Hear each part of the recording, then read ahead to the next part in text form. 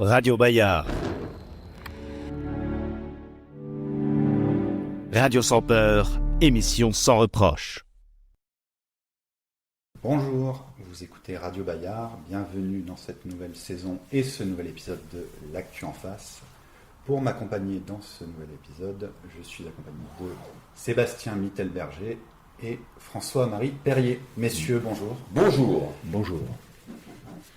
Pour commencer, je vous laisse vous présenter succinctement et bien évidemment, honneur à notre premier invité, François-Marie.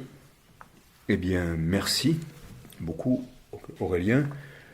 Pour me présenter brièvement, j'ai d'abord été prof titulaire de l'éducation nationale, prof d'italien. J'ai démissionné en 2001 pour réaliser mes rêves et avoir une liberté d'expression totale. Donc j'ai accompagné les voyages pendant des années un peu aux quatre coins du monde, Inde, Proche-Orient, Europe, Amérique centrale, avec agence de tourisme responsable et solidaire, ou étudiante. J'ai fait pas mal de journalisme aussi autour des spiritualités du monde, beaucoup de photographie. Je suis très engagé depuis 25 ans dans tout ce qui est finance éthique, commerce équitable, tourisme solidaire, droits de l'homme. J'en oublie un, mais je ne sais plus ce que c'est. Et puis j'ai participé à monter une SCOP aussi, le local, il y a 20 ans à Grenoble, innovante en termes de justement responsabilité, tout ça. Et puis aujourd'hui, je vis de l'enseignement et j'ai la galerie café Lavina à Grenoble. Une galerie café bioéquitable, engagée là aussi dans tout ce qui est finance éthique et que j'ai ouverte pour donner une voix à l'âme des peuples à travers l'art. Eh bien, c'est très complet tout ça, quand même. Donc, moi, j'ai beaucoup moins de choses à dire. Je suis Sébastien Mittelberger, je dirige le magazine Le Fil, qui est un magazine numérique et qui traite des politiques locales, avec une spécialité, c'est que je traite uniquement de décryptage, pas d'information. J'essaye d'expliquer comment fonctionnent les écosystèmes politiques entre eux sur notre territoire métropolitain principalement. Donc politique locale, un brin national. Quand l'actualité nationale s'inscrit dans l'actualité locale, bien sûr, à la force, il y a forcément un lien. C'est une différence d'échelon, mais oui, il y a toujours un lien, et parfois même sur l'actualité, internationale. Mais on essaie quand même de rester sur l'actualité locale. Et puis en plus, comme nous sommes dans une période électorale d'une immense densité, puisqu'on va avoir les municipales, on a eu, et on va en reparler, une partielle en début d'année. On a les municipales qui ont pris l'année 2025 et qui vont prendre l'année 2026. Petite spécificité du calendrier, les municipales jouxtent la présidentielle de 2027, et puis ensuite on sait qu'on aura des séquences législatives, et puis départementales, et puis régionales. Enfin, on a du grain à moudre. Le calendrier électoral va être chargé. Extrêmement chargé, déjà, et d'une grande densité. Eh bien, depuis notre dernier numéro de l'Actu en face, il s'est passé beaucoup de temps et beaucoup de choses. Eh bien, je vous commence par quels seraient selon vous, les tops et les flops de cette vaste actualité. François-Marie, à toi l'honneur. Alors, pour moi, le flop au niveau local, mais qui représente aussi une question de société, c'est le flop du débat qu'il y a eu aux législatives partielles de début d'année, il y a 11 mois. Début janvier, suite à l'émission d'Hugo Prévost pour accusation d'agression sexuelle, eh bien, il y a eu des législatives partielles à Grenoble auxquelles je me suis présenté avec une union de quelques listes, et j'ai interpellé systématiquement les candidats, que ce soit Lies Loufoque, pour LFI, Alexandre Lacroix, et tous en fait, de l'extrême gauche à l'extrême droite, sans que jamais un débat soit possible sur les questions de fond qui touchent Grenoble, une ville hyper mondialisée, depuis 70 ans, un laboratoire du monde, avec le meilleur et le pire, mais là, depuis quelques années, vraiment le pire. Et impossible d'aborder vraiment les sujets de l'IA galopante, de la criminalité, de la baisse des libertés publiques des lobbies, hein, parce que ce ne sont pas des sujets qu'on traite au niveau national, hein. La mondialisation, la criminalité, la perte de liberté ne s'arrête pas au panneau Grenoble, de la première circonscription de Grenoble, qui est éminemment symbolique de l'état du monde, entre Mélan, puis les quartiers de Deal, etc. Et ces sujets ont été refusés de tous les côtés, hein. J'ai fait des appels, j'ai convoqué la presse et ça a été impossible d'en parler. Ça montre pour moi l'absence de liberté de parole, peut-être l'absence de diagnostic, de lucidité et de courage politique de ceux qui se présentent à Grenoble, et j'espère qu'il en sera différent pour les municipalités qui viennent. L'absence de volonté, de parole peut-être, enfin de dialogue. Absence à la fois de mémoire et de vision, absence de connaissance du terrain, d'empathie, de responsabilité. Voilà, donc c'est vraiment à l'image de l'état du monde, mais on en reparlera. Donc débat qui n'a pas eu lieu, tel est ton flop, François-Marie. Tout à fait. Sébastien. Alors, mon flop pour cette première émission de la saison 2, c'est la tonalité globale du débat politique sur ce qui est déjà le débat des municipales. Je suis toujours pas surpris parce que les réseaux sociaux sont là et c'est un espace de parole extrêmement libre puisque chacun peut s'exprimer et je suis toujours courroucé que les personnes soient attaquées. Et non les idées. Et non les idées, vous avez raison de le dire. Je suis courroucé quand les affiches de Alan Brunon sont massacrées avec des croix gammées. Je suis courroucé quand la devanture du cabinet d'avocats d'Hervé Gerby doit faire l'objet de tags antisémites extrêmement violents. Et puis, je suis courroucé de voir, effectivement, sur les réseaux sociaux, qu'à chaque fois qu'un avis est posé, qu'il soit de droite ou de gauche, peu importe, il n'y ait pas ce respect systématique de la population et aussi de certaines équipes, de certaines listes, qui n'est pas un respect pour le débat public. Parce que quand même, l'engagement politique, c'est quelque chose de noble. François-Marie s'est exposé lors de la dernière législative et c'est extrêmement respectable.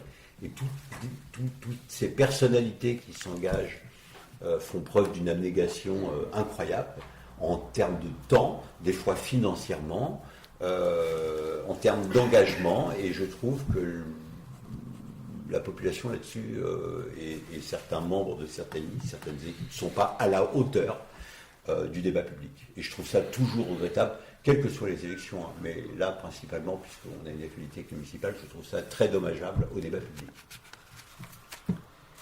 Vos flops respectifs semblent se rejoindre. Ce ne sera pas un sujet de discorde entre nos invités, je crois. Continuons sur une note positive. Donc, quels seraient ensuite les tops, les bonnes nouvelles, ce qui peut donner du baume au cœur? Merci. François-Marie a un top, alors là je suis extraordinairement surpris. Il va être positif sur quelque chose, c'est un moment solennel de l'émission. Ah, mais le but n'est pas de ratisser. Alors, je vois que je me fais attaquer en tant que personne. Donc, Monsieur Mittelberger, vous êtes en contradiction immédiate avec vos paroles. Non, je suis très propositionnel, c'est-à-dire que vous savez, 2024 a été la plus grande année d'élection de l'histoire humaine. Il y a eu l'Inde, il y a eu la Russie, il y a eu les États-Unis, il y a eu l'Europe, il y a eu la France encore.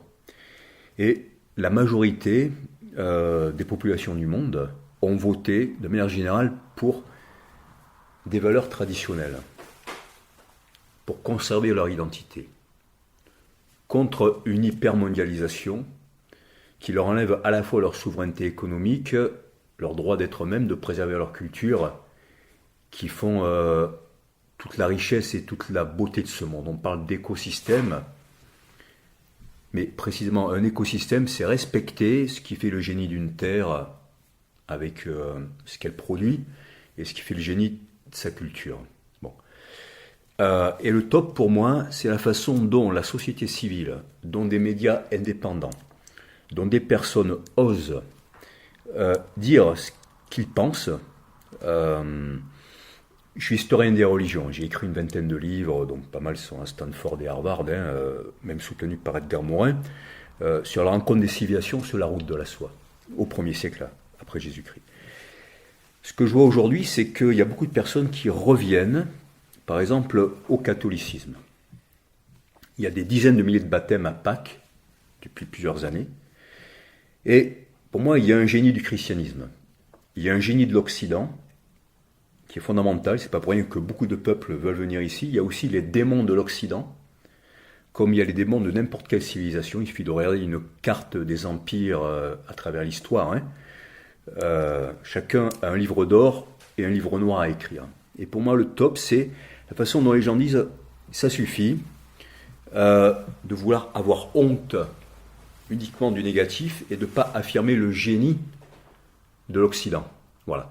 Donc ce génie de l'Occident, il faut l'affirmer en le purifiant de tous les relents de supériorité, de négationnisme par rapport à beaucoup de choses. Et chaque civilisation, chaque culture doit faire la même chose. C'est à ce seul prix que la France pourra redevenir ce qu'elle peut être. Un petit peu ce symbole de l'étoile, la France, un hexagone, le symbole de l'étoile qui va faire la fusion du meilleur de chaque culture. Voilà. On peut y arriver, mais aujourd'hui, les forces politiques clivent et c'est plutôt de provoquer la fission que la fusion de ce qu'ont de meilleur toutes les cultures qui habitent en France. Moi, je travaille depuis des années dans l'intercivilisationnel, dans l'interculturel, de par tous les boulots que j'ai fait comme prof. Et vraiment, voilà, chacun doit revendiquer le meilleur de sa culture et la mettre en dialogue.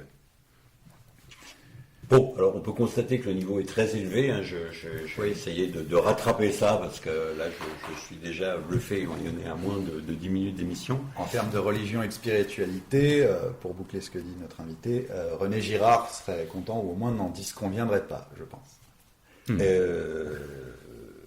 C'est très pointu ce matin. Je sens on place le débat. On va arriver à des niveaux où l'oxygène se fait rare quand même. Moi, je vais redescendre un petit peu et je partage complètement la vision de mon acolyte. Mon top, c'est la gestion par des élus du clash industriel de Vancorex. J'ai eu la chance, de par mon métier, de suivre vraiment au quotidien cette aventure. Qui est une aventure qui est liée effectivement à la fois à la mondialisation, à la fois au phénomène de désindustrialisation. Et nous avons des élus sur notre territoire. Raphaël Guerrero, maire de Jarry, parce que Arkema est sur sa commune. Christophe Ferrari, là, en tant que maire de Pont-de-Clay, parce que Vancorex est sur sa commune, ont démontré que face au libéralisme, face aux phénomènes liés à la mondialisation, à l'économie de marché, au marché au pluriel et de façon majuscule, on pouvait se battre, on pouvait monter à Paris, on pouvait aller se confronter à des ministères, à l'État et obtenir des choses. Ça n'a pas été simple, ils se sont battus, ils sont allés au ministère de l'Industrie, ils sont allés à Matignon. Ils ont eu des réponses négatives, ils ont continué de se battre pour finalement aboutir sur une partie extrêmement positive qui est la reprise d'une partie de la filière par une société qui s'appelle Exalia et qui est en train de voir le jour. Et je trouve que, et on en parlera tout à l'heure quand on reviendra certainement sur des sujets liés à la sécurité, que quand nous avons des élus locaux donc qui ont été élus par le peuple.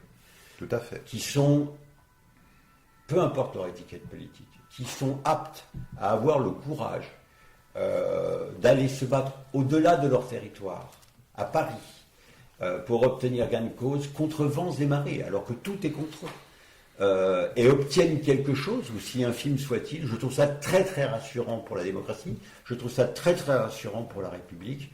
je trouve ça très rassurant pour l'image que les citoyens peuvent avoir de la sphère politique, qui est une image qui est souvent écornée et, à mon avis, à tort. J'ai dit. Donc, Vancorex, nous enregistrons cette émission le 11 décembre. Une nouvelle information est tombée concernant Exalia qui, effectivement, annonce à son plan de reprise sur certaines activités de Vancorex, l'industrie chimie sur la commune de Jarry et de Pont-de-Claix. C'est une très bonne nouvelle. Ce qui est une très bonne nouvelle. Voilà. On attend de voir la suite, dont les fruits commencent à germer. Alors, qu'est-ce qu'on a après ? Donc ensuite, voici pour ces nouvelles rassurantes. Maintenant, quelque chose de plus vaste et peut-être mieux ou moins bien. Quel bilan faites-vous, selon vous bien sûr, du mandat de 12 ans de M. Éric Piolle, maire de Grenoble ? On revient à la politique locale. François-Marie ? Alors, j'ai voté 2 fois pour Éric Piolle, en 2014 et en 2020. Au deuxième tour en 2014, parce que j'avais vu dans son programme des choses qui me semblaient dangereusement politiquement correctes et qui préfiguraient ce qu'on appelait déjà peut-être un tout petit peu à l'époque, mais aujourd'hui beaucoup de personnes connaissent le wokisme. Et voilà, je me suis dit, oula, là il y a quelque chose qui va pas. Et puis pour avoir aussi fréquenté pendant des années en tant que prof, une certaine bien-pensance de gauche. Alors je précise que j'ai voté pour la première fois de ma vie à l'âge de 37 ans, 36 ans, bon bref, contre Sarkozy, après avoir fait le tour du monde et vu les ravages de la mondialisation, de la Banque mondiale, du FMI, de l'OMC, en Inde, au Proche-Orient, en Amérique centrale, l'uniformisation du monde, les gens à qui on a enlevé leur travail, les pêcheurs du Bengale, transformés avec des femmes qui tirent des filets de crevettes pour rembourser les dettes de l'Inde, parce que l'Inde a emprunté des capitaux au FMI, etc. Donc voilà, je me suis dit, il y a une différence pour les pauvres, pour les plus exposés, entre la gauche et la droite. Parce qu'avant, j'étais vraiment enfin, voilà. Je faisais confiance à aucun politique, en tout cas au niveau national. Local même. Mais plutôt national. Et du coup, je me suis dit, voilà, il faut voter pour les moins pires. Hein. Bon. Et puis, fondamentalement, j'étais écologiste, végétarien, j'achetais tout bio, équitable, engagé dans la finance éthique, le tourisme équitable et solidaire, le commerce équitable, l'énergie renouvelable et tout ça. Donc, quand Piolle a été élu en mars 2014, je suis allé faire la fête devant le musée de Grenoble. Je me suis levé le matin, il faisait beau, je me suis dit c'est une nouvelle ère pour l'humanité. J'ai retrouvé ma fierté d'être grenoblois. J'avais quitté Grenoble après les trahisons de Desto, le stade, le tunnel, etc., qui voulaient que Grenoble devienne New York.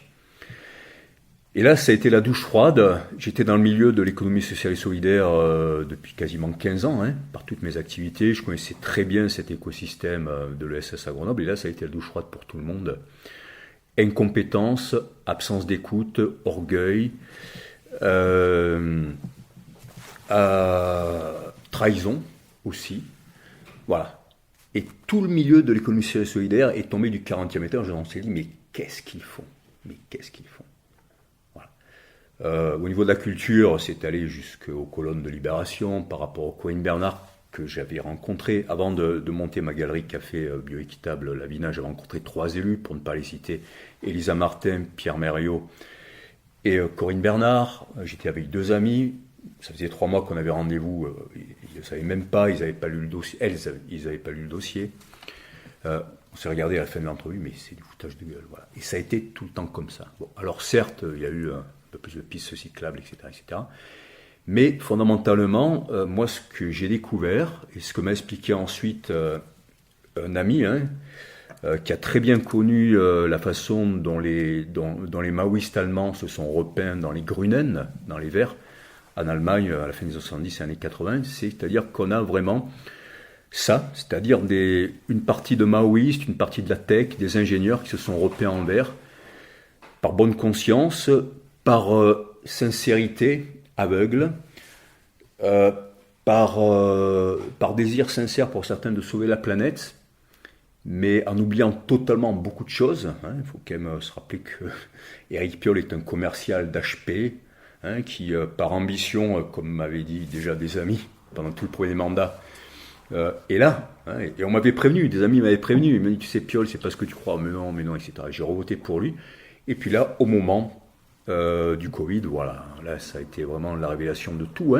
Pareil pour la 5G, pareil pour la drogue. C'est-à-dire quelqu'un qui n'écoute personne, qui est dans la langue de bois absolue, dans la négation des problèmes du quotidien, qui sont des problèmes mondialisés, et même dans l'encouragement de ça à travers communautarisme, drogue, intelligence artificielle, et quelqu'un qui peut-être a été mis là, comme Macron, pour détruire le PS, qui a été mis là pour détruire l'écologie, pas uniquement l'écologie politique, pour détruire l'espoir, et finalement pour détruire le dernier projet de société qui devait défendre l'individu et sauver la planète. On a ici un exemple de ce que certains peuvent juger frappant, des communistes orphelins idéologiquement à la chute de l'Union soviétique et qui se reconvertissent dans l'écologie de façon sincère, comme tu l'as très bien évoqué. Tu as également parlé la première chose que tu as évoquée, c'est le wokisme. J'en déduis que c'est ce qui a retenu le plus ton attention dans les trahisons que tu évoques de M. Piolle. Attention, parce que dans le wokisme, il y a des valeurs qui sont très bonnes au début. Donc non, c'est pas ce qui a retenu. Enfin, ce qui au début m'avait mis la puce à l'oreille. Voilà. D'accord. Mais ça, je préfère qu'on en parle à part, parce que sinon... Alors, je vais être celui qui va défendre le bilan d'Éric Piolle. Il en faut. Il en faut moins sur deux.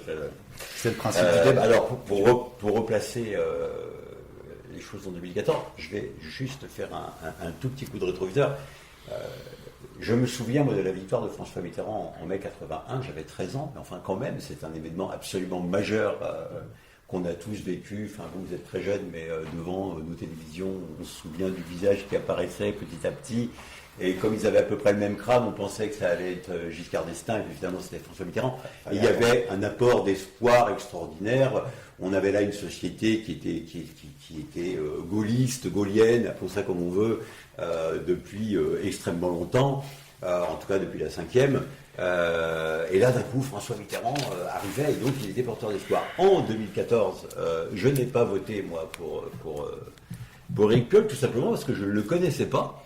Que la première fois que j'ai vu cet homme-là, c'était en gros en février 2014, puisqu'à l'époque j'avais des fonctions dans un autre média connu.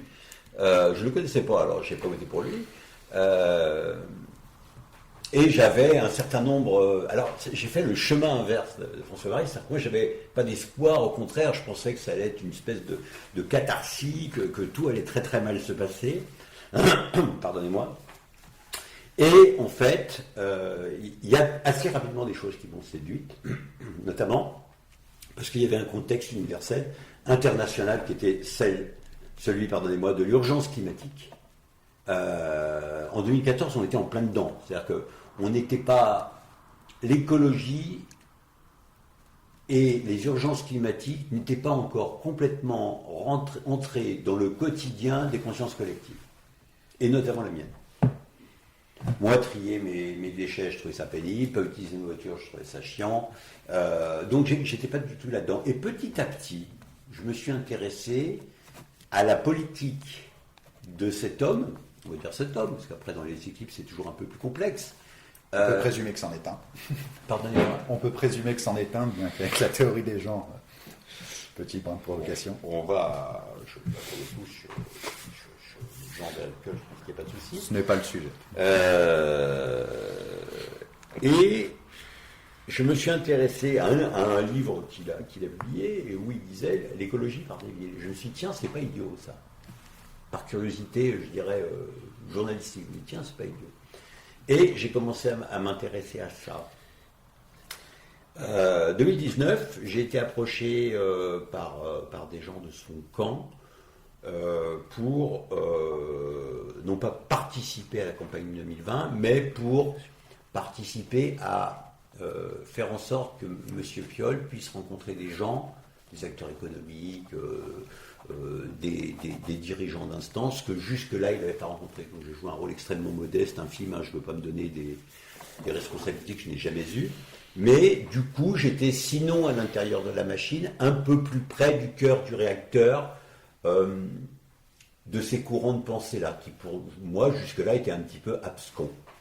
Et j'ai découvert un homme, puisque j'ai eu la possibilité à ce moment-là d'être un peu plus en contact avec lui.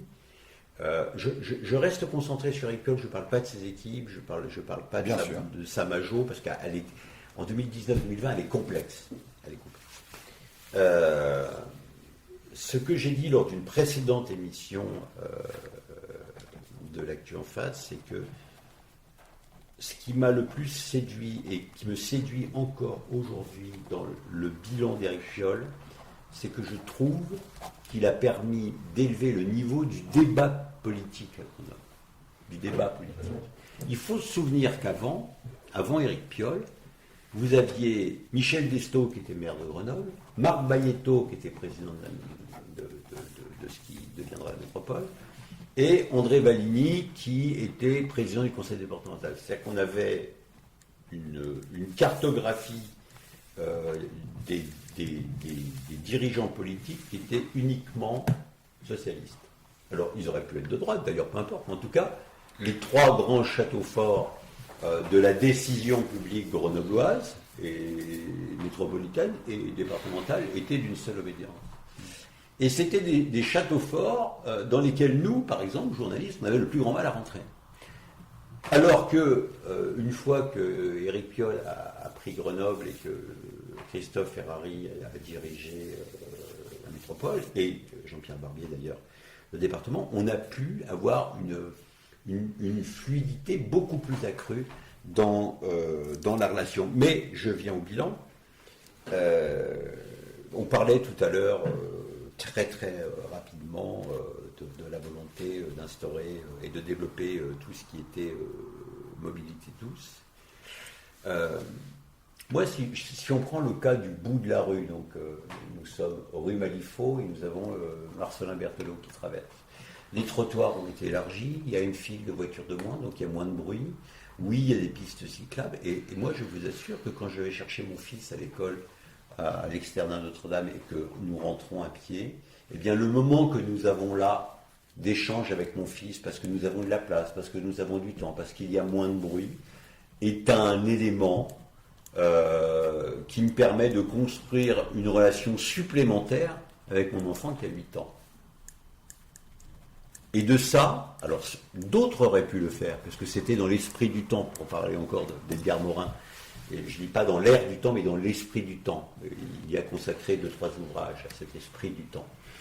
Et je pense que on a beaucoup reproché, par exemple, le dogmatisme d'Éric Piolle. Tu parlais tout à l'heure du manque d'écoute, qui est réel. Enfin, dans les choses que tu as dit, François-Marie, il y a beaucoup de choses qui sont tout à fait exactes. Oui, il est passé en force sur un certain nombre de choses. Oui, non, pardon, il a pas écouté. On pourrait aller jusqu'à dire qu'il y a eu un manque de concertation. Je rappelle quand même qu'on est dans une démocratie délégataire. Donc si on met des gens au pouvoir, c'est pas pour demander l'avis au peuple en permanence. Et d'ailleurs, quand Macron demande l'avis au peuple sur une dissolution, on lui reproche. Donc il faudrait savoir, on donne la parole au peuple ou pas. Vaste débat. Vaste débat.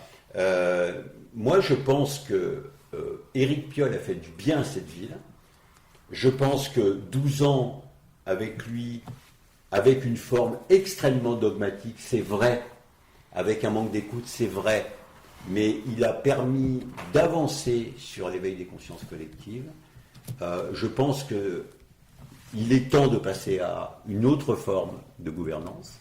Je pense que 12 ans avec Éric Piolle, il fallait que ça s'arrête là. D'ailleurs, je pense que c'est son avis également.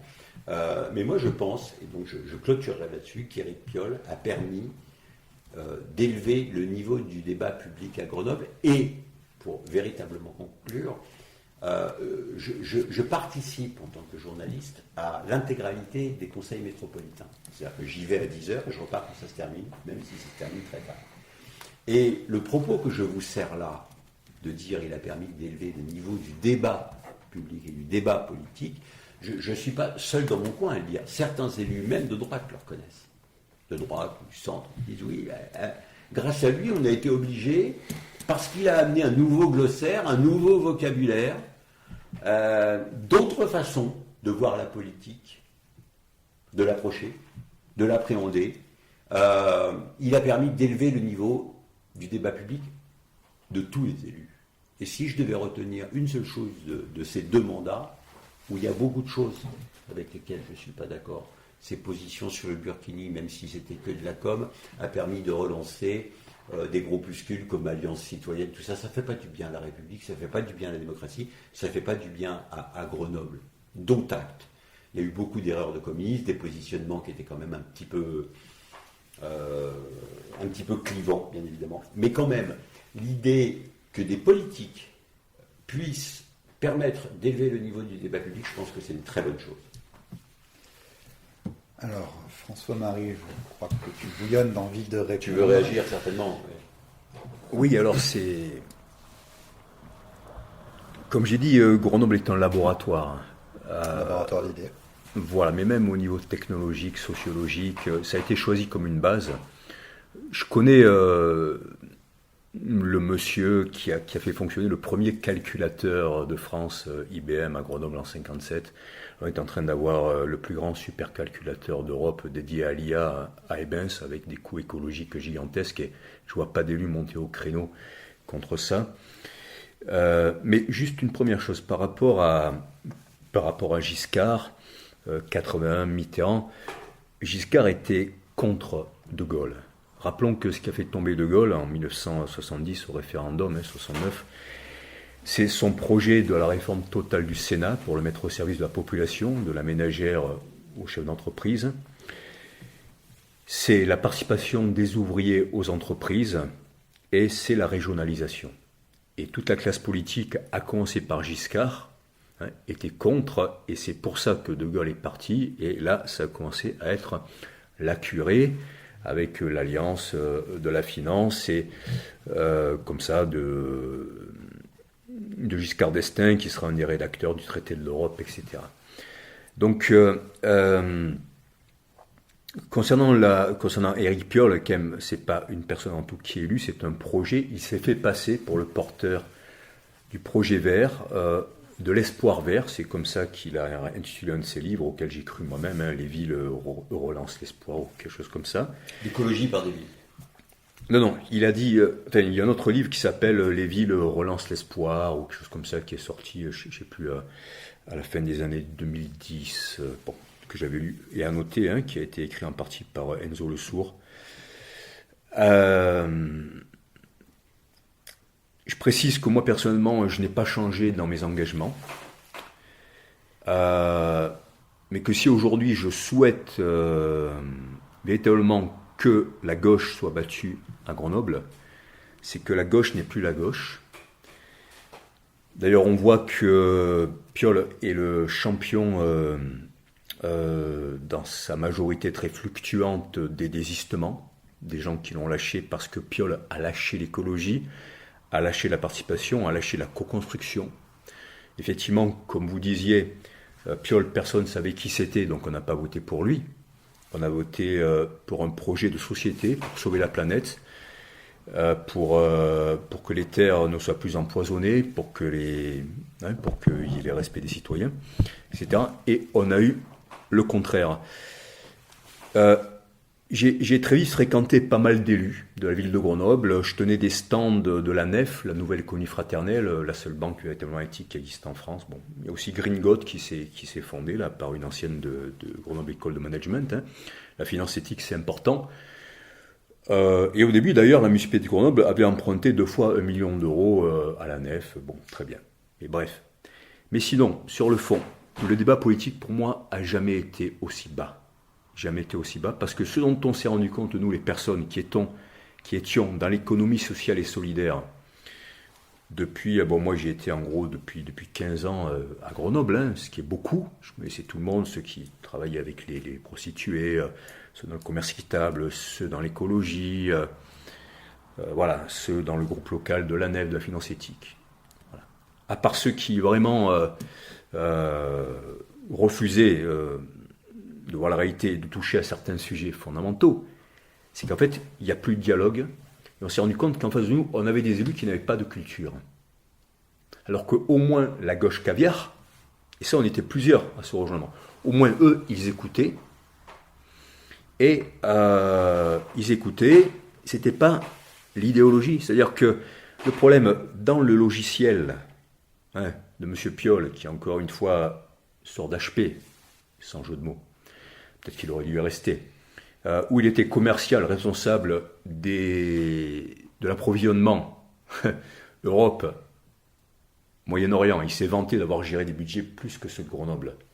Mais il faut connaître le terrain. Donc le logiciel des verts et rouges, c'était à partir du moment où on a l'idéologie, la vision du monde, en gros du communisme et de l'écologie 2.0, qui n'est pas l'écologie historique, qui protège l'individu avec le principe de précaution, qui se méfie comme de la peste de l'absence de principe de précaution par innovation, on pouvait mettre n'importe qui à n'importe quel endroit, comme à l'époque du stalinisme.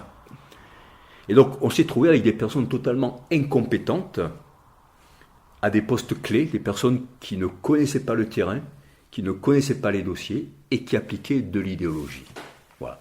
Et ça a été la catastrophe à tous les niveaux. Et alors, certes, la circulation, bien sûr, moi je me suis réjoui de voir des espaces verts, des espaces piétonnisés, etc.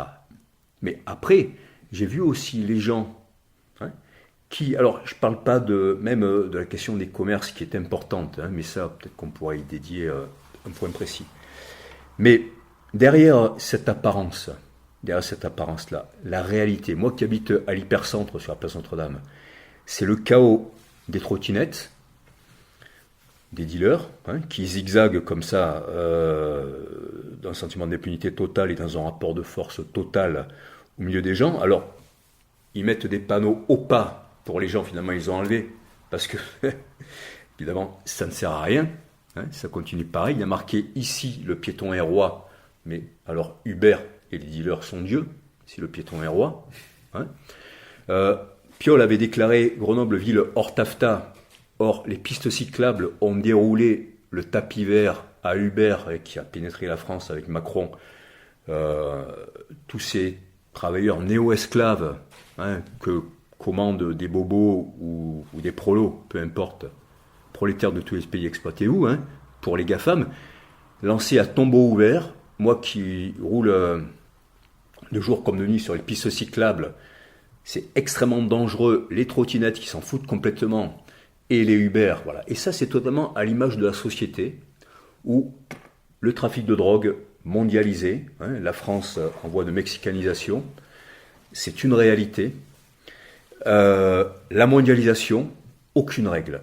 Et Piolle, qui a déclaré, j'étais à côté de lui dans une réunion de quartier avant la campagne de 2020, pendant la campagne de 2020, j'étais à sa droite, il faisait une réunion d'appartement, il dit oui, non, les trottinettes, c'est hors de question, on va gérer ça. Bon, c'est la ville de France qui a le plus de trottinettes, mais de quoi les trottinettes sont-elles le symbole? On le sait bien. Et de quoi Uber est-il le symbole? On le sait bien. C'est-à-dire que les pistes cyclables, qui devaient être le symbole de l'écologie, sont le symbole du tapis vert que la démocratie, que le vote, que l'écologie ouvrent à la fois à la drogue et à la mondialisation, c'est-à-dire à ceux qui ne respectent aucun droit et surtout pas le contrat social. Je pense quand même que les problèmes qui sont liés à ce qu'on appelle d'ailleurs, dans le cadre d'une diabolisation, le narcotrafic, on a l'impression qu'on est à Bogota, n'est pas un problème qui est inhérent à Grenoble. Enfin, je veux dire, il y a des couvre-feux à 21h à Nîmes qui est administré par un maire de droite. On tire au mortier de feux d'artifice au centre-ville de Limoges quand même. qui est une ville administrée par un maire de droite. Il y a des problèmes à Clermont-Ferrand, à Aurillac. Là où je te rejoins, c'est qu'effectivement tout ce qui est lié à l'ubérisation et au trafic de drogue est un véritable fléau, mais c'est un fléau qui est extrêmement généralisé et qui n'est pas lié à la politique à proprement parler d'Éric Piolle. Ça, c'est vraiment un discours auquel je refuse d'adhérer.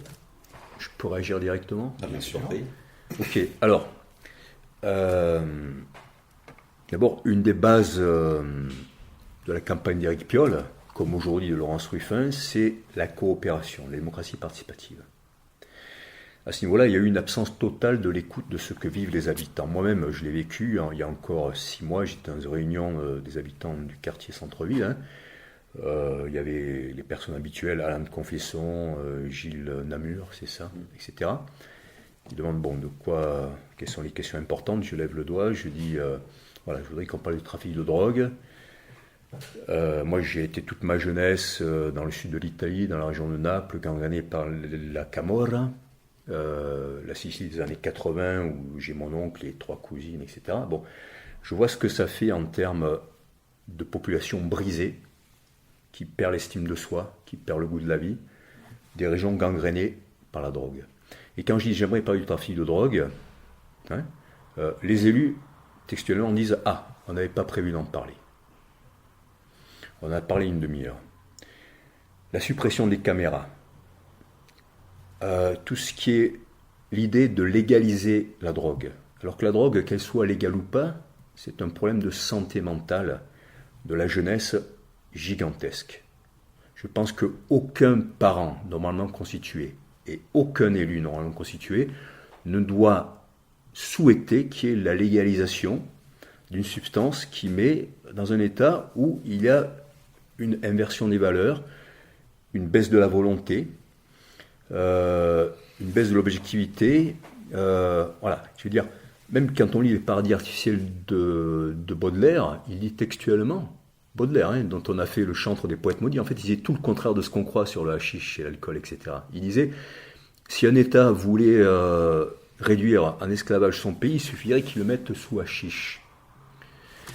Moi, ce que je constate, c'est que Éric Piolle accompagne activement la déconstruction et la destruction du pays, du lien social, de la civilisation. Et c'est dans ce sens qu'il se situe dans la continuité des maoïstes, des déconstructeurs, de ceux qui ont fait les diverses révolutions culturelles du monde. Et sa façon d'être contre-culture est aussi une façon d'être contre-nature.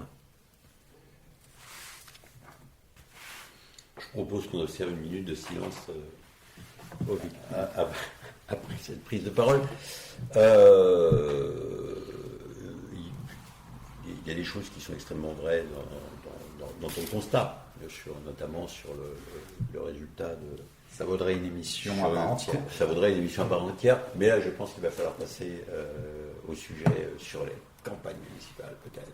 Exact, car comme dit en début d'émission, le calendrier électoral à courte, moyenne et longue échéance va être chargé, et la première de celles-ci, c'est bien évidemment les municipales de 2026.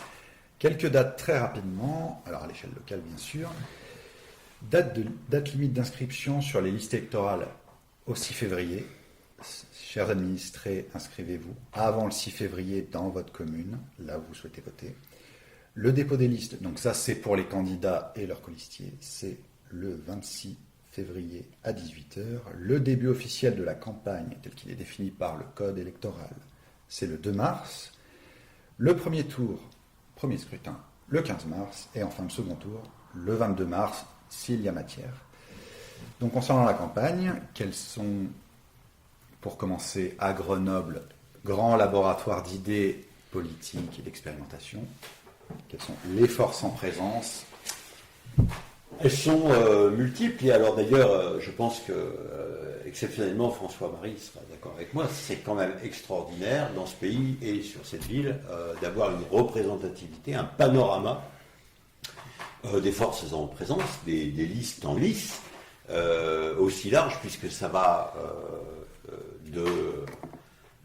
Grenoble-Alpes collectif jusqu'à la liste qui vient d'être révélée par Valentin Gabriac et le Rassemblement national. Donc, encore une fois, la démocratie a de la chance à Grenoble d'avoir une telle représentativité. La totalité du spectre est représentée. La totalité du spectre est représentée, avec vraiment des gens qui sont intéressants, à gauche, à droite.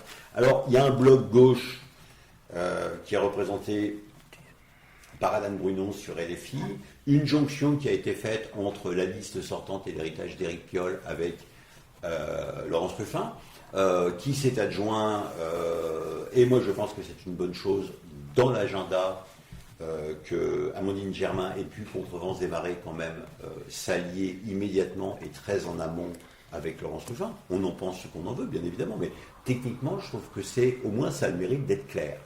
Ensuite, nous avons, je finirai par le bloc central, si vous voulez bien. Ensuite, nous avons une droite, on va dire, très traditionnelle, très teintée, LR, qui est représentée par la marque Alain Carignon, dont qu'on ne présente plus. Grand historique à Grenoble. Bah oui, qui fait de la politique depuis 1967, quand même. Même moi, j'étais pas né. Puisque sa première échéance sur un scrutin, c'était pour une maison de la culture, Fernand-Texier à Saint-Martin-d'Hères en 1967. Il avait 19 ans, il en a 67, il aura 77 ans le 23 février, et il est encore tête de liste. Moi, je trouve ça admirable en termes de parcours. Une telle longévité, enfin, je trouve ça absolument admirable. Je l'ai dit, mais je le redis, cette semaine, nous avons assisté, c'était cette semaine, oui, à la conférence de presse que donnait Valentin Gabriac avec la présentation, non pas de sa liste, en tout cas de sa volonté d'y aller. Oui, il est tête de liste pour le Rassemblement national, il y avait d'ailleurs Thierry Perez, le député qui l'accompagnait. Je trouve que c'est une bonne chose pour la démocratie, qu'un parti qui représente aujourd'hui plus de 11 millions d'électeurs au nationaux et qui a une représentativité sur les bancs de l'Assemblée nationale de 142 députés, je trouve ça bien pour la démocratie que le RN ait une liste. Et puis on a ce qu'on appelle un bloc central, qui est composé globalement de 3 listes pour l'instant. La liste Grenoble Capitale Citoyenne, qui est la fusion de FACE, de Canvas Citoyen et de Equinox. Je vous rappelle, ce sont des écologistes pro-nucléaires, jean-paulicistes, avec quand même une colonne vertébrale politique qui reste pour moi à définir. Je l'ai trouvé un petit peu confus malgré tout. Et donc une liste qui est portée par Romain Gentil, qui représente à la fois Grenoble Capitale Citoyenne, le PRG, le Parti radical de gauche, et surtout, quand même, Place Publique, puisqu'il a été adoubé Place Publique. D'ailleurs, il y a quelques semaines de ça, Raphaël Glucksmann est venu le soutenir sur, on va dire, un moment de meeting, un moment de rencontre. Bon, c'était plutôt bien foutu. Nous avons la liste d'Hervé Gerby, qui est la liste avec une estampille Horizon, qui était déjà présent, François-Marie, sur la législative partielle de janvier 2025, et qui aujourd'hui propose un contrat de rassemblement avec une ouverture centre-droit, centre-gauche. Des personnalités l'ont rejointe de gauche, des personnalités l'ont rejointe peut-être plus centristes, un tout petit peu plus à droite. Je trouve sa campagne très très intéressante, très active, très dynamique. Et puis nous avons tout dernièrement une dernière liste qui a émergé, celle conduite par Pierre-Édouard Cardinal, qui s'appelle La Belle Ambition, avec à l'intérieur de cette liste un certain nombre de soutiens. On peut y trouver le MoDem, puisque sa directrice de campagne, Delphine Bins, est représentante du MoDem. On peut y trouver une ancienne députée Renaissance, Émilie Chalas. On a vu le soutien sur la photo de famille de la conférence de presse, qui avait le soutien, même si elle ne fera pas partie de la liste, de la députée en exercice, Camille Gaillard-Minier. On y retrouve beaucoup de monde, on y retrouve des courants d'idées extrêmement différents. Je suis à peu près sûr que si on y recherche la recette de la tarte tatin, on va la trouver également. Ils vont avoir beaucoup de difficultés, je pense, parce que quand les listes s'additionnent aux listes, il y a un moment en politique La politique locale, elle repose sur 3 pieds. Un parti, une incarnation, un récit. Je souhaite bon courage à tous ceux qui veulent faire de la politique en vous expliquant qu'ils sont en dehors des étiquettes. Sur une ville de 160 000 habitants, amusez-vous bien. Et ces politiques font une erreur majeure parce qu'ils pensent qu'ils séduisent des électeurs de cette façon-là. Ils pensent que l'électeur, lui, il n'est pas politisé, ce qui est une erreur totale. Total. L'électeur, lui, sait très bien s'il est communiste, s'il est écologiste, s'il est socialiste, s'il est il le sait, lui. Et parfois, je trouve que les politiques ont tort de vouloir brouiller les pistes comme ça. Mais bon. Un récit, parce que, oui, il faut, au-delà du programme, qui est lu par personne, en gros, hein, je crois que c'est 4 ou 6% de la population lit les programmes. Un récit, parce que, oui, il faut avoir quelque chose à dire aux électeurs. C'est important, c'est capital. Et le récit, c'est pas le programme. Le récit, c'est pas le dogme, c'est la doctrine. Où va-t-on? Qui suis-je? Suis-je un homme de gauche? Suis-je une femme de droite? Il faut que je puisse vous le dire sur des réunions, sur des rassemblements, sur des temps forts. Parce que on a la chance à Grenoble d'avoir quand même des électeurs qui, comme vous l'avez dit tout à l'heure, on est une terre d'innovation, une terre laboratoire, ça réfléchit, ça phosphore à Grenoble. Et enfin, une incarnation. Pourquoi une incarnation? Pour fréquenter tous les tueurs de réacteurs de tous les partis, en tout cas de tous les mouvements des listes, quand vous les côtoyiez il y a quelques mois encore, vous dites non, l'incarnation on verra plus tard, là pour l'instant on est sur le programmatique, on est sur le débat d'idées. Sauf qu'il y a un moment quand même, l'électeur, avec ses doigts, dans un isoloir, il va mettre le nom de quelqu'un dans une urne. Au-delà des programmes, au-delà du courant de pensée, au-delà du récit, il va mettre le nom de quelqu'un. Et moi je pense vraiment que l'incarnation est quelque chose de majeur. Parce que au-delà, et je pense qu'on y reviendra tous les deux certainement, et peut-être en opposition, au-delà du débat d'idées, quand tous les candidats, là, à peu près tous en tout cas, nous expliquent à longueur de tracts, de réunions, qu'ils ont rencontré les Grenoblois avec ce mot terrible, qui est le mot terrain, comme quoi on ne rencontre les gens que dans la rue,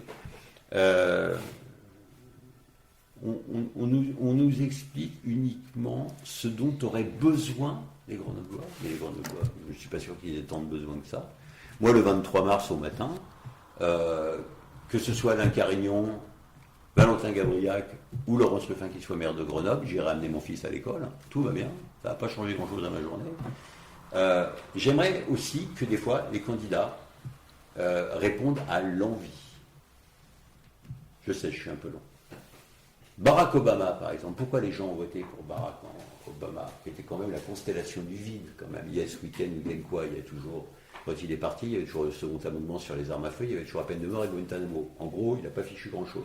Mais il a apporté quelque chose d'extraordinaire. Il a déployé des drones. C'est le Yes Weekend. Et donc, il a donné aux Américains l'envie de voter pour lui. Je ne sais pas s'il y avait un besoin, je ne sais pas s'il y avait des besoins, mais il a donné une envie. Eh bien, la politique, des fois, c'est aussi l'envie. Et là, je trouve qu'on a quand même en lice, pour vous répondre avec précision, un panorama politique super intéressant. Comment en disconvenir? Alors, c'est intéressant, ça serait Merci. intéressant pour quelqu'un, qui décrit une société crépusculaire dont la seule lueur serait la prise de pouvoir par un algorithme au service du transhumanisme et de l'intelligence artificielle. Mais moi personnellement, je trouve ça affligeant. Bon, j'ai été déclaré inéligible parce que mes comptes n'étaient pas clairs. Enfin, c'est pas qu'ils n'étaient pas clairs, c'est qu'en fait, aucune banque n'a accepté de nous ouvrir un compte à mon courageux mandataire financier et moi-même entre décembre 2024 et janvier 2025. C'est montrer déjà comment les dés sont pipés. Voilà. C'est une atteinte à la liberté politique. Tout à fait, malgré des rappels de la Banque de France et tout ça. Donc déjà, ça montre des dysfonctionnements, et après mes comptes ont été déclarés comme incorrecte. J'avais déjà gagné une première fois face au Conseil constitutionnel. Voilà. Et là, je ne peux pas me présenter. Je ne sais pas si je l'aurais fait, mais voilà. En tout cas, j'aurais apporté beaucoup d'autres choses que celles qui sont aujourd'hui dans le débat officiel. Et aujourd'hui, je n'ai pas peur de dire que je me suis rapproché des candidats de droite pour continuer, pour éviter la continuation d'une certaine catastrophe. Même s'il y a des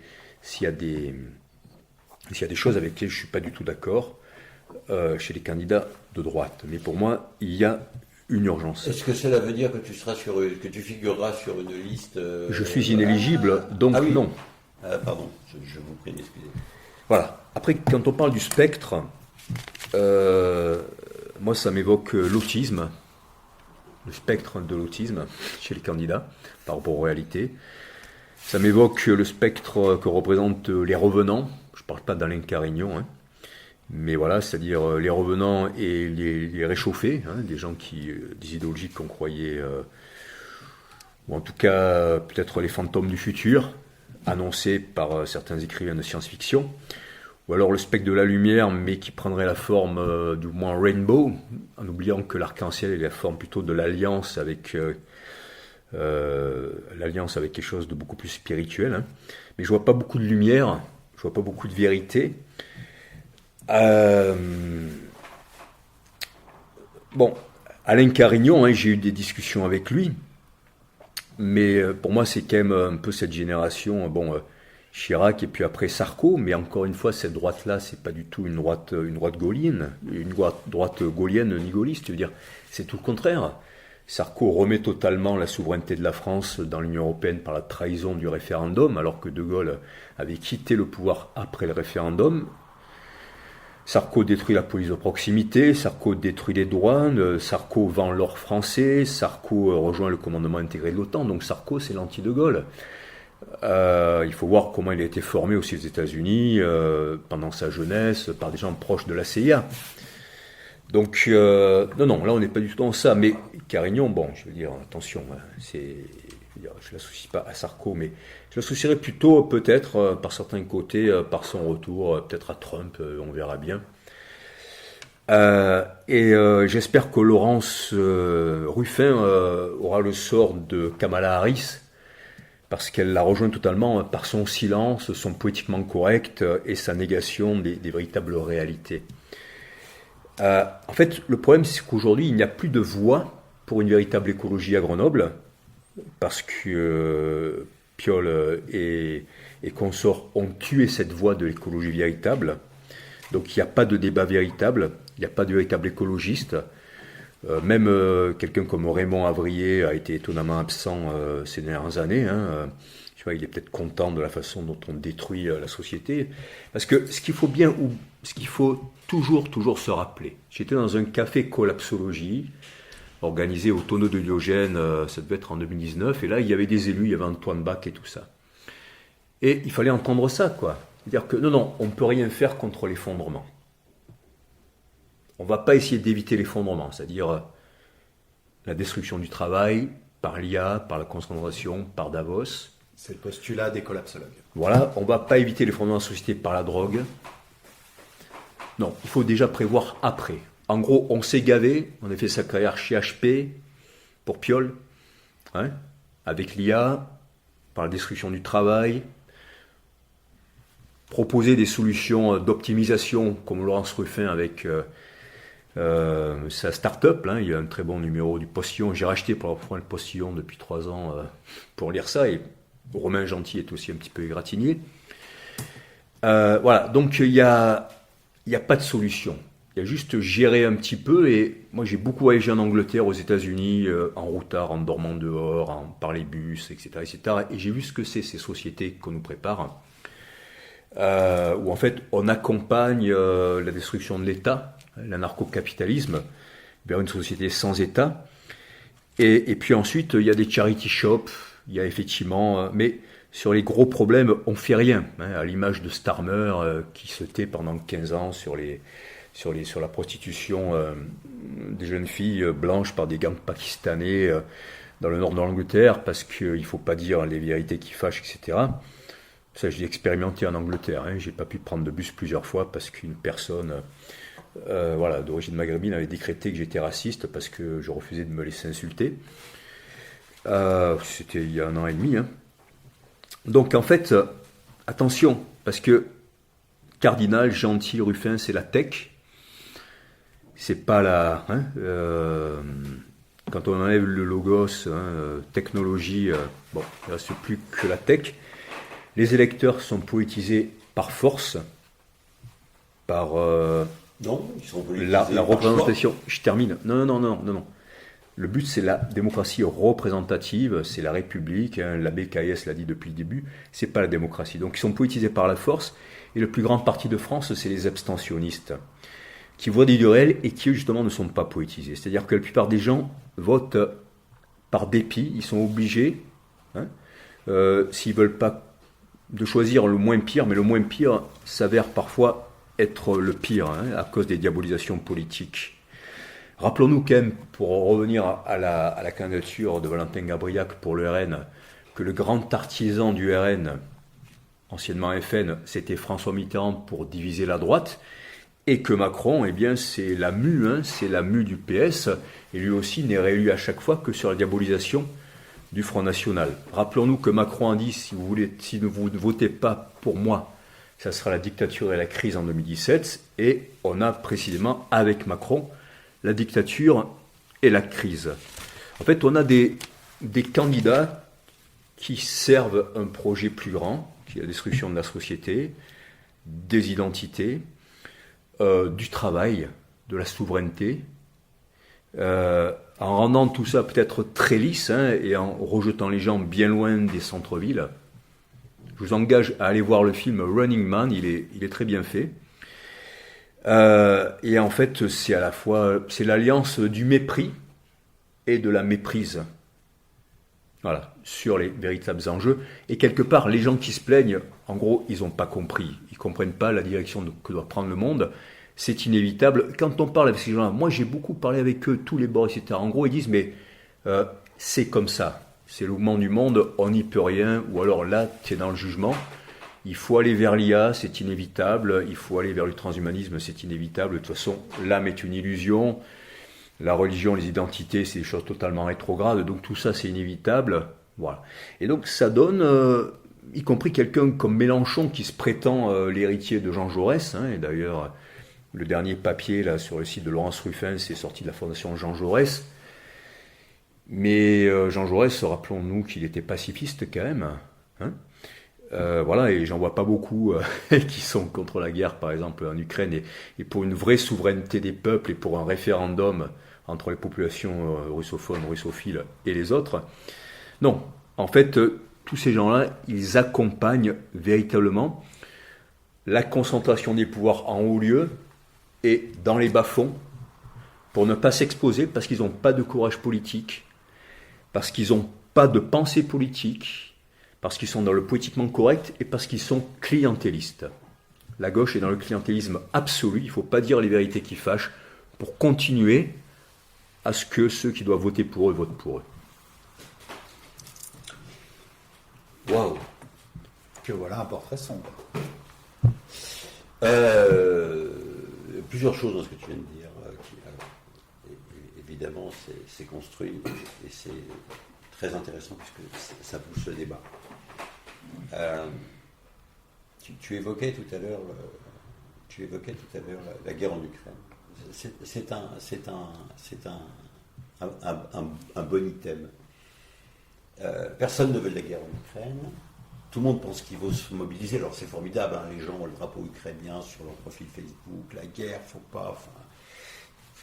Il faut absolument combattre la Russie. Qu'est-ce qu'on comprend au conflit ukrainien? Je ne suis pas certain qu'on ait toute la maîtrise des données. Quand on ne fait rien, on dit, comme on l'a dit pour la Bosnie, comme on l'a dit pour le Rwanda, on dit c'est extraordinaire, on vit dans un monde archi-protégé, la guerre est à nos portes et on ne bouge pas. Quand on a un président, Macron pour le coup, qui dit je n'exclus pas d'envoyer des troupes là-bas. Alors là, c'est le contraire. On dit attention, on va en guerre, mais c'est pas possible. On voit tout de suite les soldats morts sur le tarmac. On vit dans un monde, François-Marie, extrêmement sophistiquée. Je parle de la France et je parle de Grenoble. On est quand même un petit peu loin des préoccupations du monde. Alors si, on a un avis sur tout. Tu parlais des abstentionnistes tout à l'heure. Tu disais, là, le plus grand parti de France, c'est les abstentionnistes. Est-ce qu'il y a quelque chose qui nous indique que les abstentionnistes sont la démonstration d'un rejet de la politique? Pas forcément. C'est peut-être aussi que c'est les gens qui ne vont pas voter trouvent que ça roule pas si mal que ça. Alors moi, j'ai pas le privilège de fréquenter des cafés collapsologistes, mais moi, je suis très optimiste pour l'avenir du monde, très sincèrement. Je pense que les phénomènes qu'on enregistre de déconsommation, par exemple, sont des phénomènes, sont des signaux que je trouve extrêmement positifs. On vient, nous, toi, moi, on a le même âge, on vient du surconsumérisme, on vient d'un monde où on payait 1 000 € par mois pour avoir une bagnole, 400 € par mois pour avoir un téléphone. Je pense que tout ça est en train de s'éroder, véritablement, et je pense, par exemple, sur l'écologie, par exemple aussi sur l'alimentation, où on commence à réfléchir sur le fait que les élevages industriels, il faut peut-être passer à autre chose. Il faut peut-être arrêter en tenant compte de notre niveau de civilisation, de manger des animaux. Alors je ne dis pas que tout le monde doit devenir vegan demain matin, qu'il faut tout arrêter, mais en tout cas, l'inclusion de ce type de réflexion dans le débat public, je trouve ça intéressant. Je ne sais pas ce que ça donnera.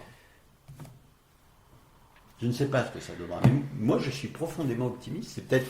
C'est peut-être finalement l'ADN de cette émission. C'est que François-Marie est profondément pessimiste et que je suis profondément optimiste. On a là 2 points de vue orthogonaux et c'est un peu... Je suis persuadé, François-Marie, que le monde de demain, on vient du même monde, en gros, et on a le même âge, je crois qu'on a 1 an d'écart. Moi, ce que j'entendais quand j'étais enfant, puisque j'ai la chance d'avoir une excellente mémoire, on me disait déjà, imaginez, dans les débuts des années 70, les gens ne se parlent plus à cause de la télévision. Il y avait 3 télés dans mon village. Il n'y avait pas de portable, il n'y avait pas tout ça, il n'y avait pas Internet, il n'y avait pas d'ordi. Les gens ne se parlent plus. Moi, je pense que les gens ne se sont jamais autant parlé que maintenant, grâce aux réseaux sociaux, grâce à nos téléphones. Qu'est-ce qu'ils font, les gens, dans le tram le matin? Ils se parlent entre eux. Moi, j'ai l'impression qu'on se parle beaucoup plus qu'avant. Moi, je suis profondément optimiste sur le monde de demain. Et je fustige ceux, justement, qui, en permanence, expliquent, avec des arguments, sur lesquels je suis tout à fait prêt à débattre, que ma cité va craquer, en gros. Moi, j'y crois pas. Je crois au contraire qu'on est dans un monde qui réfléchit plus vite. Je crois qu'effectivement, il y a des choses qu'il va falloir maîtriser. Tu parlais de l'IA à très juste titre tout à l'heure. C'est pas forcément un ennemi, l'IA. Il faut peut-être l'envisager autrement. Je pense aussi au revenu universel qui était imaginé par Benoît Hamon et qui avait été perçu comme une hérésie quand il en a parlé il y a une vingtaine d'années. Peut-être qu'on va être obligé d'arriver à ça. Mais en tout cas, moi j'ai pas de solution, François-Marie, pour le monde d'aujourd'hui et de demain. Je suis persuadé en tout cas que nous tous, toi, moi, les gens qui sont tout autour de cette table, les élus de droite, de gauche, réfléchissent à quelque chose, oui, qui est différent. Notre monde est en mutation, absolument. La Covid, quand même, a été une espèce de frontière qui nous a fait basculer dans d'autres comportements. Tout à l'heure, on évoquait le commerce. Oui, les commerçants, les CCI, les instances qui s'occupent du commerce le disent. Il y a 20% du commerce aujourd'hui qui se fait via le web. C'est une réalité. Vous trouvez ça dommage, mais c'est une réalité. Et on ne peut pas les fuir, ces réalités, en disant c'était mieux avant. Moi, je pense que ça sera mieux demain. Eh bien, ce sera le mot de la fin. J'aimerais bien quand même un petit peu répondre. Il n'est pas d'accord. Parce que je ne suis pas. Je crois qu'on a soulevé plusieurs thèmes qui méritent plusieurs émissions de débat. Ok, mais juste pour dire que, je veux dire, diagnostiquer une maladie qui galope et dire il y a des remèdes qui sont l'appel à la participation des citoyens, mais véritablement l'appel aux consommateurs, arrêtez de consommer de la drogue, en montrant véritablement l'horreur que ça représente en termes de destruction de la société, d'exploitation de traite humaine, etc. La réalité de la destruction écologique et du travail et de souveraineté et de liberté de l'IA, du Mercosur, c'est une réalité. Je veux dire, là, moi, je pointe des réalités. Je pointe des réalités. L'absence de parole des politiques sur ces réalités qui touchent évidemment à la destruction de la terre, à la destruction des paysans, comme c'est le cas depuis 40 ans, 50 ans, par la PAC et aujourd'hui par le Mercosur, qu'accompagne à peu près tout le monde, l'abattage des troupeaux en ce moment-là, où on parle au profit des grandes exploitations subventionnées par l'Union européenne avec les signatures d'Ursula von der Leyen, exactement comme le traité de l'Europe, ça c'est une réalité. Moi je suis optimiste parce que je sais que si la population bouge, boycotte la finance, boycotte la consommation, boycotte les politiques qui offrent de fausses solutions, eh bien quelque chose est possible. Mais c'est absolument pas en se masquant la réalité, en ayant des impressions, en rêvant à demain qu'on va y arriver, parce que c'est comme ça qu'on perd la bataille. De Gaulle, dans les années 30, a annoncé tout ce qui s'est passé. Hein. Il a aussi dit, attention, on peut y arriver, hein, la France peut y arriver, il y a énormément de personnes, et donc j'appelle vraiment à une union des populations contre ceux qui les manipulent, que ce soit des imams, que ce soit des dealers, que ce soit des écolos-bobos, ou que ce soit des manipulateurs de tous les côtés. Voilà, ce monde, on peut le faire ensemble, mais les gens, en revanche, se parlent de moins en moins parce qu'ils s'autocensurent. Les gens se censurent parce que le politiquement correct est partout, qu'on veut labelliser les médias, et que ceux qui veulent labelliser ça sont ceux qui accompagnent le plus la destruction du monde. Donc on ne peut pas leur faire confiance. Je voudrais rebondir là-dessus, peu importe le temps de la durée de l'émission. On est open bar. Là, pour le coup, c'est pas possible de laisser dire ça. Le monde que tu proposes est un monde de concertation, un monde de véritable démocratie participative au sens le plus noble du terme. Sauf que, messieurs, à chaque fois qu'on tente de la faire, cette démocratie participative, ça marche pas. La Suisse n'a-t-elle pas réussi? Non, je vous parle de Grenoble, moi. Moi, la Suisse, je m'en fous de ce qu'ils font. Un pays compliqué où on parle 3 langues avec 3 États dans un État. Bon, excusez-moi, mais si quelqu'un autour de cette table, peut-être lui, mais comprend quelque chose à la Suisse, en tout cas, c'est pas mon cas. Moi, j'adore ces histoires de démocratie participative, et quand on suit le fil, sans placement de marque, de la démocratie participative à Grenoble, qu'est-ce qu'on voit? Au début d'une période électorale, oh là là, on ne parle pas de parti politique, c'est mal. On ne parle pas de leadership, c'est le diable. Non, on fait des réunions. On fait des réunions avec des courants de pensée. Et alors là, on est dans le creuset, le Vatican de la démocratie participative. On voit un tas de gens qu'on voyait déjà il y a 25 ans, il y a 30 ans, qu'on voyait même des fois pour certains avant l'ADES. Donc tous ces gens arrivent dans des maisons des habitants avec un petit carnet, ils notent lumière blafarde, curly, chips, jus de pomme. Et là, dès que vous parlez, attends, parce que moi je l'ai l'expérience. Moi aussi. Et je vais te la donner, et je vais te la donner de façon extrêmement précise. Mais on n'a pas les mêmes solutions. Attends, démocratie participative, il y a un exemple qui est formidable, c'est si on reprend le cheminement de Grenoble Capitale Citoyenne. Au début, il y avait FACE. Attention, ça réfléchit là-bas. Et puis il y avait Camp de base citoyen, le mouvement stimulé par Pascal Couer, et de l'autre face, celui de Romain Gentil. Et au milieu, il y avait les jancovicistes de Equinox, que moi j'appelle des fois jancovicistes quand même, parce que je les trouve très très à droite pour les gens qui raisonnent à gauche.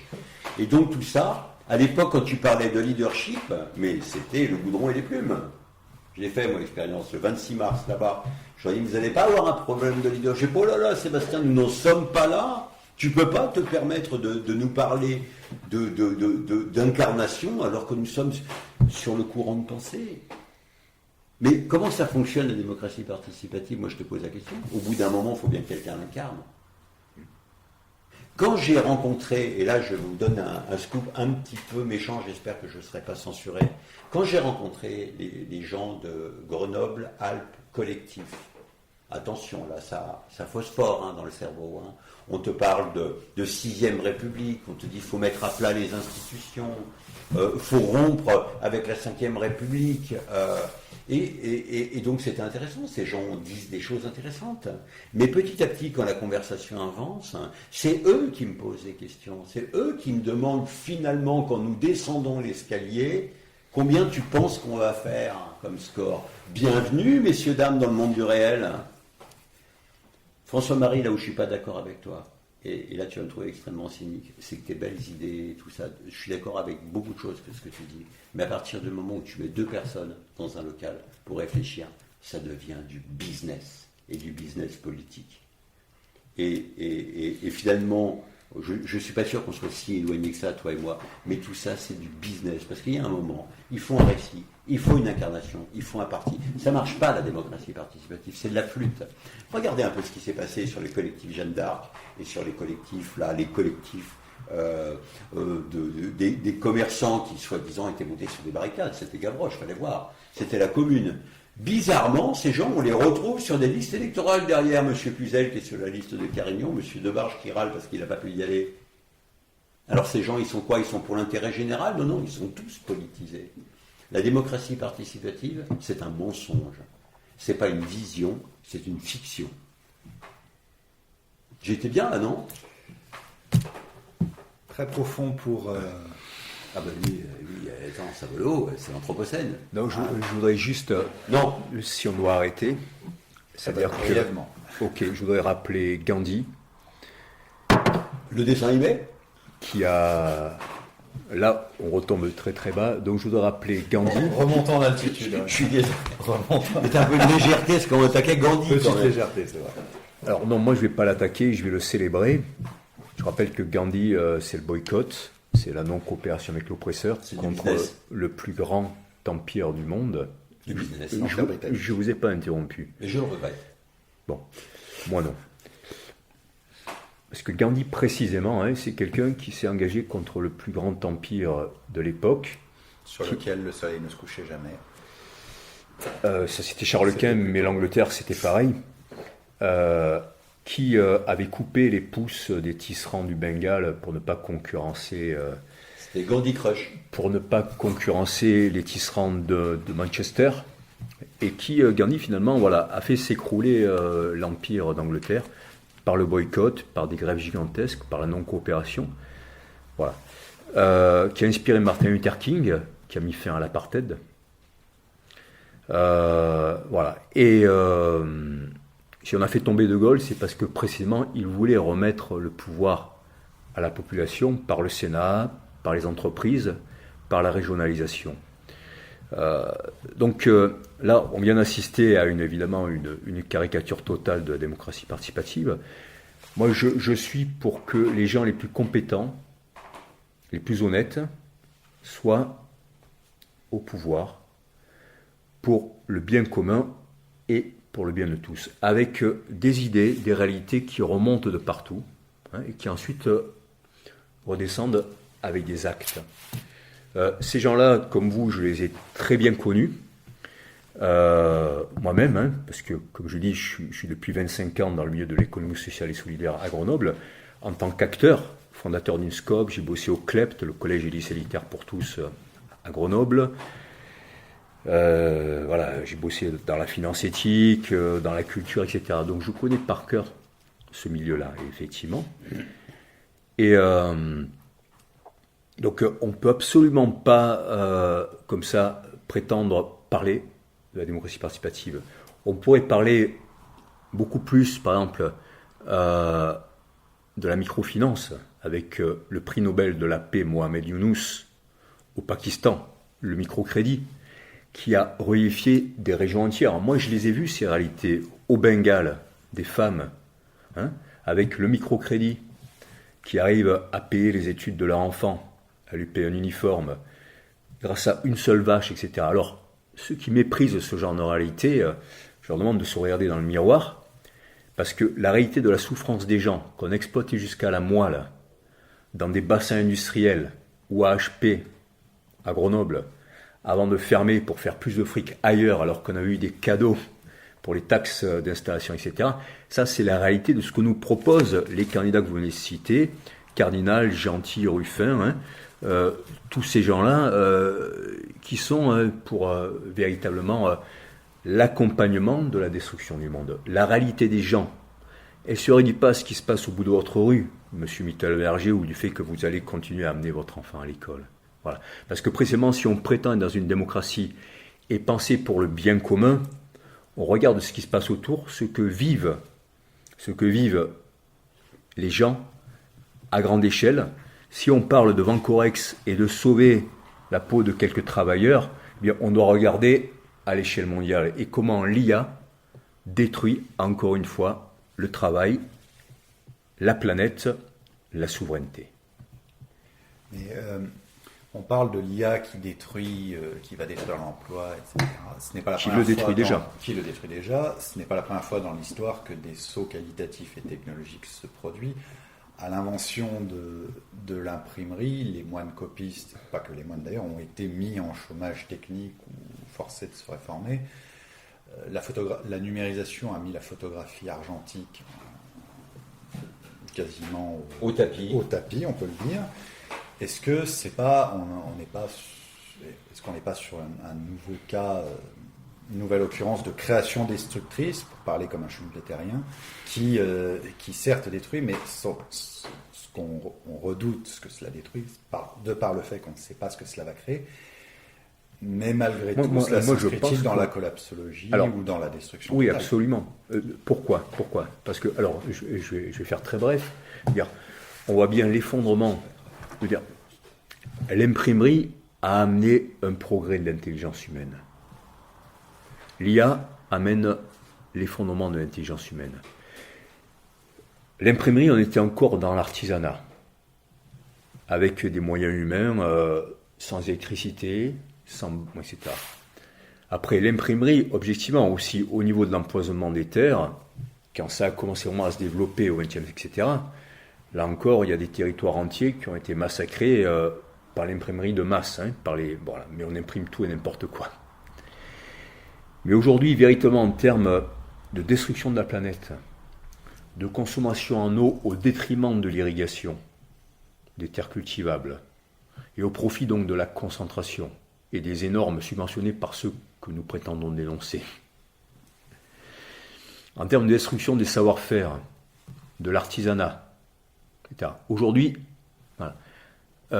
c'est véritablement la destruction de l'humain. Alors, si on pense que l'humain s'est dépassé, qu'on doit aller vers l'IA, vers le transhumain, vers le génétique, qu'on le dise tout de suite, mais à ce moment-là, qu'on ne se prétende pas les défenseurs d'une société traditionnelle, souverainiste et identitaire au sens noble du terme, c'est-à-dire gardant son identité et le génie de sa culture.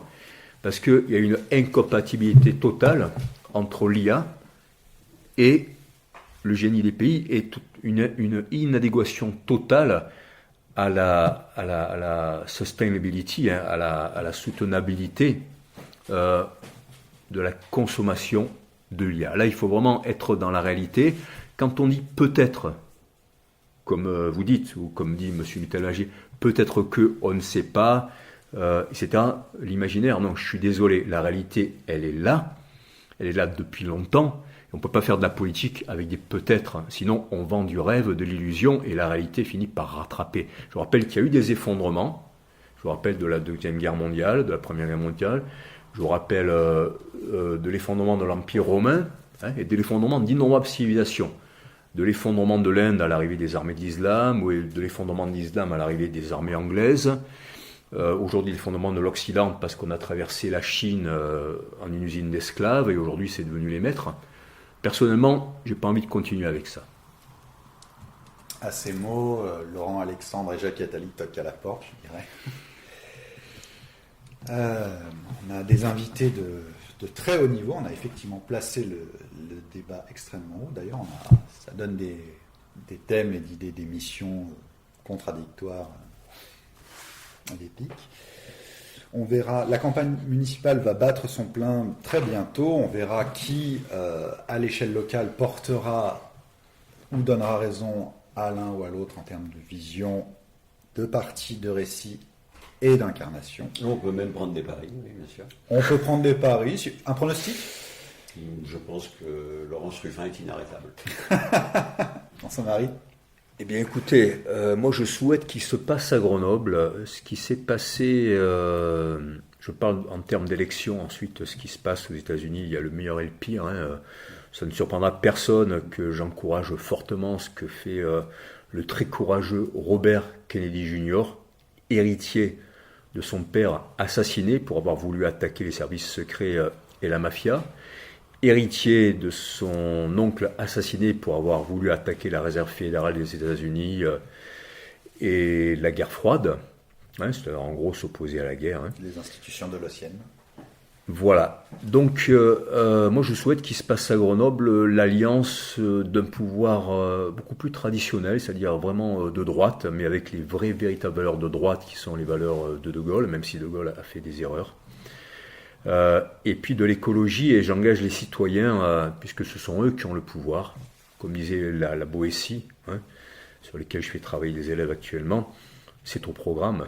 Il ne faut pas s'opposer aux tyrans.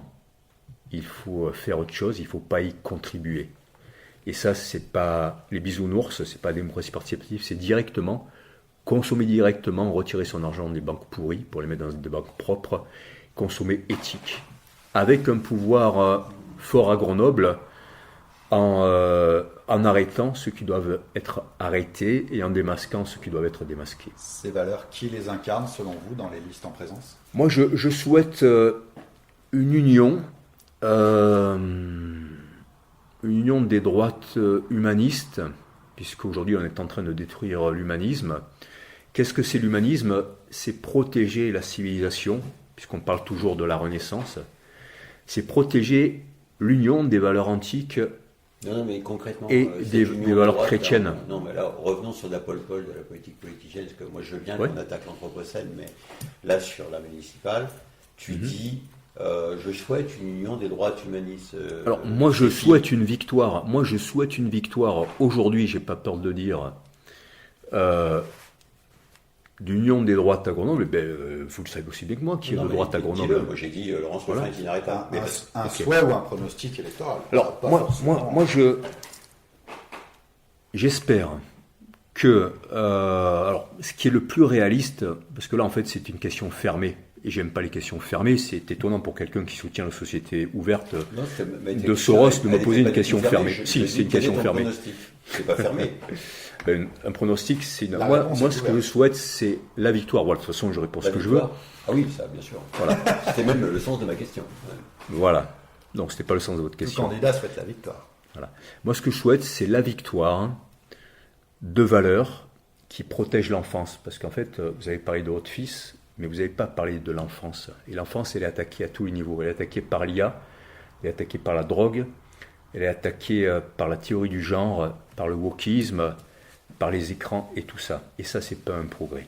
Voilà. Donc je souhaite la victoire de ceux qui protègent les enfants, qui protègent la famille, qui protègent la culture, qui protègent la sécurité, qui protègent les cultures, et pas qui pactisent et qui courtisent avec des chefs de communauté, qu'elles soient mafieuses ou religieuses, et de tous bords. Là, je fais allusion aussi bien à M. Gerbi qu'à d'autres, qu'Alain Brunon, ceux qui taisent les vérités qui fâchent, pour s'attirer des votes et continuer à cliver la France. Voilà, ce sera mon dernier mot. Je vois en quoi M. Gerbi clive, je vois pas très bien. Ok, écoutez, en plus, moi, j'ai très pas bien, répondu que les gens se renseignent sur son CV. Pardonne-moi, moi je n'ai pas dit quel était le pronostic que je souhaitais. Oui. J'ai dit un pronostic. J'ai donné un pronostic. Je pense qu'en termes d'incarnation, elle sera très difficile à battre. Après, si d'autres la battent. Non, pour moi, elle est totalement hors sol. Son slogan, un simple oui comme ça, est totalement absurde. Sûr, quand on est collapsologue, le oui, c'est pas vraiment ta tasse de. Eh bien, si, parce que finalement, elle dit oui à tout. Elle dit oui à tout. Et voilà. Et par ailleurs, encore une fois, pour moi, Laurence Ruffin est un peu le pendant de Kamala Harris. Et Kamala Harris a été arrêtée par les électeurs parce que Elle a été arrêtée par la réalité de ce que vivaient les Américains. Et j'espère que Laurence Ruffin sera arrêté par la réalité de ce que vivent les Grenoblois. C'est très étrange, parce que moi, sur ce que tu viens de dire sur Kamala Harris, je suis à 100% d'accord avec toi, vraiment. Je pense qu'elle a été... c'est très très sympa d'avoir des belles images comme ça sur les affiches, mais il y a un moment, il y a la réelle politique. Et je pense qu'elle a été freinée, et d'ailleurs de façon significative. Je suis à 100% d'accord avec toi. Un point sur lequel vous êtes d'accord. Non, mais il y en a plein sur lesquels nous sommes d'accord. Après, c'est cette approche différente. Je ne suis pas sûr. Ben, moi, sur ce que serait une société véritablement humaine, oui. Mais sur les moyens, nous ne sommes pas d'accord. Sur les méthodes, non. Et puis, c'est vrai que moi, j'ai un constat qui est plus cynique et qui est effectivement, parce que j'ai ce bonheur et ce privilège, je le répète à chaque fois, d'être au contact avec tous ces gens qui font la politique locale. Je ne sais même plus avec lesquels je ne suis pas d'accord. Moi, je suis en contact avec les gens qui la subissent. Oui, mais moi, je pense que les gens ne subissent pas tant que ça. Quoi qu'il en soit, à 3 mois de l'échéance d'un scrutin, pronostics, sondages ne valent rien. On le répète, on le dit, on le rappelle. Les élections, c'est le 15 mars pour le premier tour. Le 15 mars prochain pour le premier tour. Et la campagne et les électeurs trancheront. Messieurs, vos actualités respectives. Moi, je vais faire des pâtes après l'émission. Et toi, tu vas aller à Vina, je crois, non? La Vina, oui, ma galerie café, voilà. Galerie café. Oui, bioéquitable, lieu relais pour la finance éthique, droit des peuples. Je bosse avec beaucoup d'humanitaires, des amis qui pendant longtemps m'ont engagé à voter Mélenchon et qui m'ont dit finalement Alain Carignon c'était le meilleur maire dans les 40 dernières années. Ça y est, il a répondu à la question tout à l'heure. Des gens de gauche, hein. Non, j'ai pas répondu à la question.